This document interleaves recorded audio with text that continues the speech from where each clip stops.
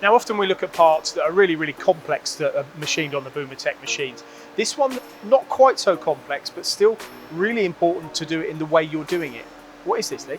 Sure, well, this is just a 90-degree connector, but it's not as simple as it sounds because we've been able to redesign this component. This was made in two halves and with a welded seam, but the design in itself created problems in use.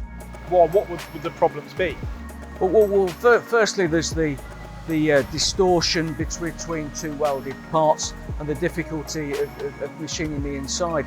What we've been able to do with this is to make it in a single setup, but it's very important the blend and transition between the two cores, so we've got seamless flow. I mean, what might flow through something like this? Could it be any liquid, any fuel, or whatever it might be? It can be, yeah. But what we're conscious of here is that we don't cause any turbulence as we flow through the product.